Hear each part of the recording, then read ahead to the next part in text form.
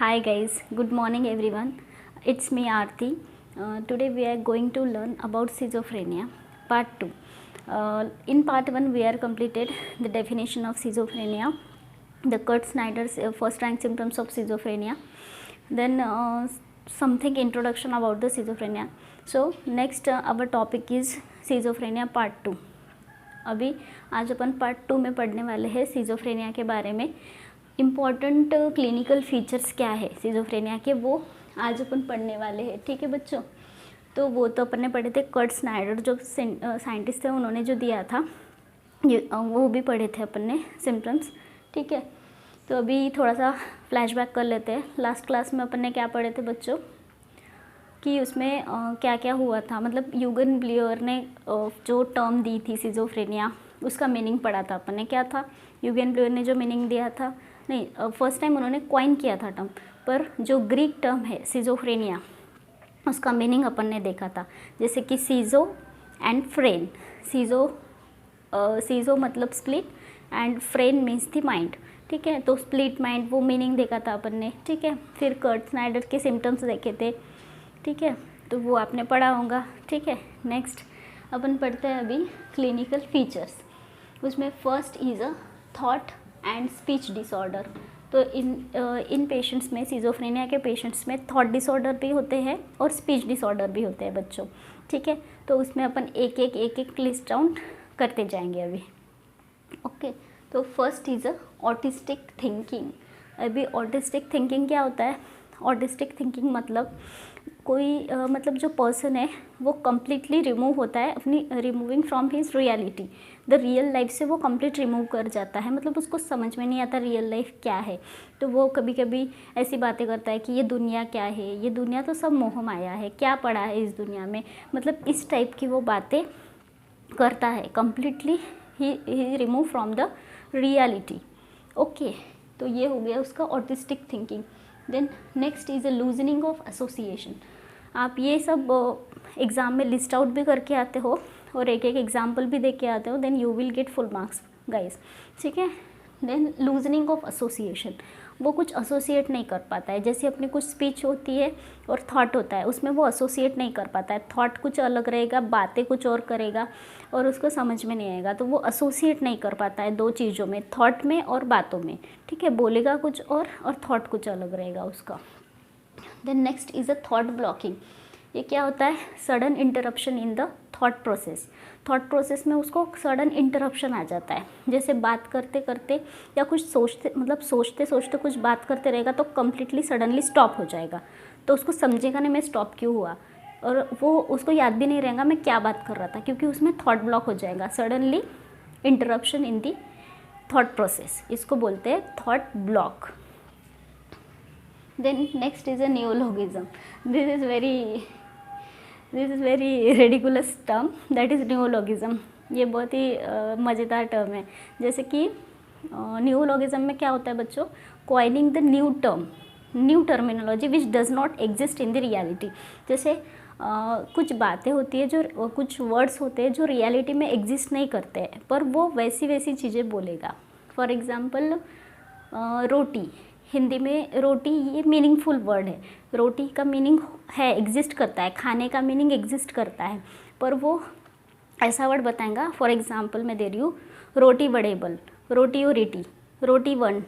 मतलब इसका कुछ मीनिंग ही नहीं है. ऐसी वो बातें बोलेगा, ऐसी बातें वो बोलेगा जिसका कुछ मीनिंग नहीं रहता है. मतलब न्यू टर्म कॉइन कर देगा, जिसको तुमको तो नहीं पता होगी वो टर्म वो बोलेगा. Then next is a poverty of speech. Poverty मतलब गरीबी. स्पीच में गरीबी आ जाती है. मतलब जितनी वो बातें पहले करता था उतनी बातें वो अभी नहीं करेगा. स्पीच में उसका जो स्पीच का कंटेंट रहेगा वो कम हो जाएगा, उतनी ज़्यादा वो बातें नहीं करेगा.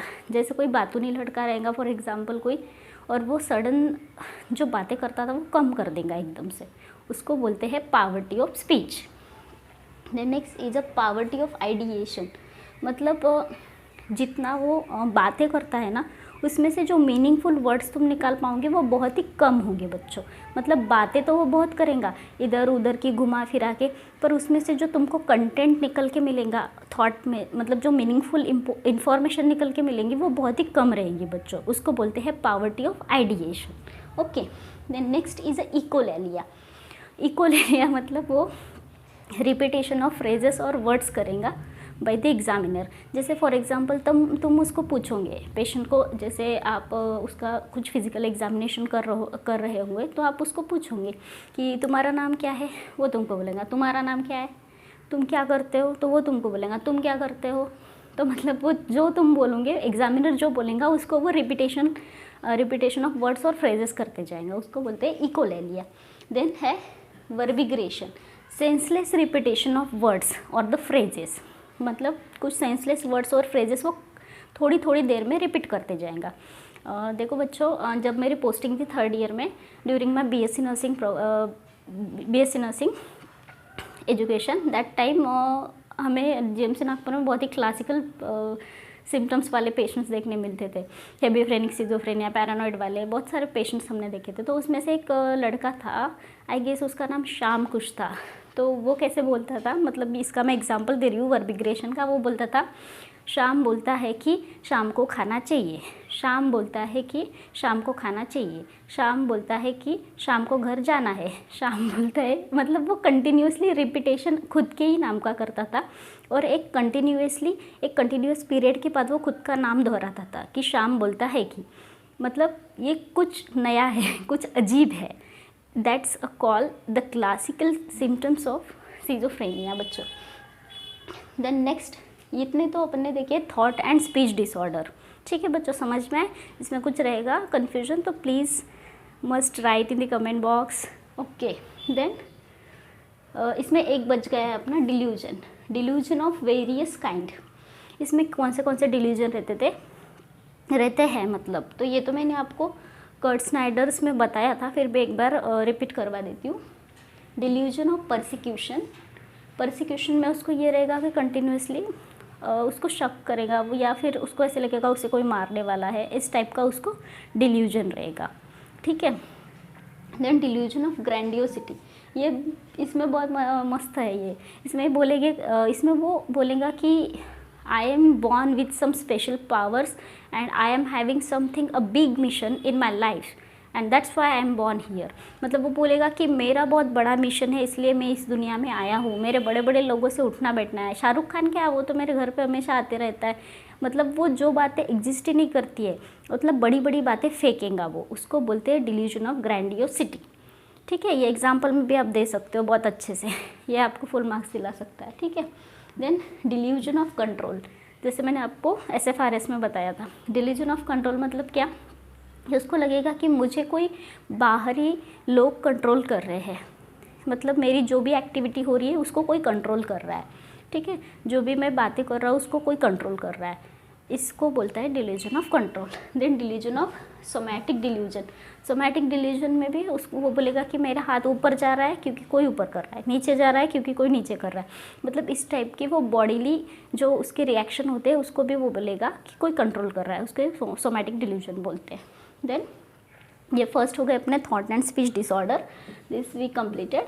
Then next is the disorder of perception. अभी परसेप्शन के डिसऑर्डर्स क्या क्या रहेंगे सिजोफ्रेनिया के पेशेंट में, ये अभी अपन देखते हैं। तो ये है, first is a auditory hallucination and visual hallucination.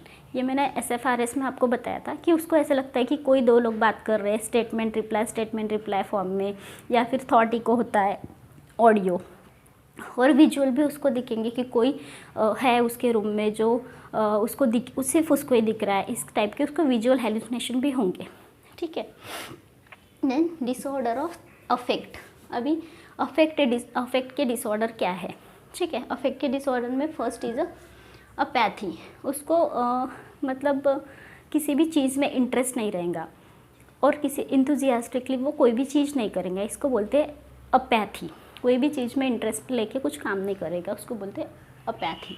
Then next is emotional blunting अगर उसके सामने कोई इंसान रो भी रहेगा तो भी उसको फ़र्क नहीं पड़ेगा, कोई इंसान हंस भी रहेगा तो भी उसको फ़र्क नहीं पड़ेगा। उसको बोलते हैं इमोशनल ब्लंटिंग, मतलब उसको कुछ फ़र्क नहीं पड़ेगा किसी चीज़ से, ठीक है। देन अनहेडोनिया, अनहेडोनिया मतलब inability to experience pleasure in any activity. तो उसको कोई भी एक्टिविटी रहेंगी उस पर प्लेजर नहीं मिलेगा, खुशी नहीं मिलेगी। कोई भी एक्टिविटी अच्छी रही बुरी रही, अच्छी में तो उसको प्लेजर भी नहीं मिलेगा, ठीक है। Inability to experience pleasure in any activity, यानी कुछ भी एक्टिविटी रहेंगी तो उसमें उसको खुशी नहीं मिलेगी, उसको बोलते हैं inability to anhedonia. Then disorder of motor behaviour. अब मोटर बिहेवियर के डिसऑर्डर अपन देखने वाले हैं बच्चों। तो उसमें फर्स्ट है इंक्रीज और decrease in psychomotor activity. Psychomotor activity में इंक्रीज या डिक्रीज होगा, उसके अंडर ये 3-4 बातें आती है। First is a mannerism, mannerism और स्टीरियोटाइपिंग, ये दोनों को बताती हूँ मैं। मतलब उसका कुछ मैनरिज्म अलग रहेगा, जैसे नॉर्मल लोगों से बहुत ज़्यादा अलग रहेगा। फॉर एग्जांपल वो शोल्डर मूवमेंट हर थोड़ी देर में ऐसे मूवमेंट करेगा, या फिर हर थोड़ी देर में नेक को टच करेगा, हर थोड़ी देर में बात करते करते नेक को टच करेगा। इसको बोलते हैं मैनरिज्म टाइप। और या स्टीरियोटाइपिंग मतलब हर थोड़ी देर में कुछ अलग ही जो विचित्र ये होते हैं, मतलब मूवमेंट होते हैं वो करते रहेगा, जिससे आगे वाले इंसान को थोड़ा सा अजीब लगेगा। उसको बोलते हैं स्टेरियोटाइप और mannerism. Then decrease self care. Decrease self care मतलब वो खुद केयर नहीं करेगा खुद की, ठीक है। जैसे पहले करता था कि खुद की केयर करना, अच्छे से खाना पीना करना, खुद के बारे में कुछ अच्छी चीज़ करना, वो कुछ नहीं करेगा। डिक्रीज सेल्फ केयर, खुद की तरफ कुछ ध्यान नहीं देगा। देन पुअर ग्रूमिंग, जैसे पहले अच्छे से तैयार वैयार होके कहीं बाहर जाता था, तैयारी करता था, अच्छे से शर्ट पैंट पहनता मतलब डालता था, और गर्ल्स में अच्छे से स्कूट पहन के जाती थी, वो सब कम हो जाएगा। उसका ग्रूमिंग बिल्कुल अच्छा नहीं रहेगा, बाल अच्छे नहीं रहेंगे, कपड़े अच्छे से नहीं पहनेगा, उसको बोलते इनएडिक्वेट ग्रूमिंग। देन ये अपने सारे हो गए हैं क्लिनिकल फीचर्स जो आपके बुक में दिए आर श्रीवानी में, वो मैं अच्छे से बता रही हूँ आपको एक्सप्लेन करके। ये हो गए अपने clinical features. Then next is a types के बारे में अपन कल पढ़ने वाले हैं, पर मैं आपको एक निमोनिक बता देती हूँ और सिर्फ इंट्रोडक्शन दे देती हूँ, सो दैट पार्ट 3 अपन इस पे ही बनाएंगे। ओके, तो टाइप्स में मैं आपको एक निमोनिक बताती हूँ, PHCRUSP,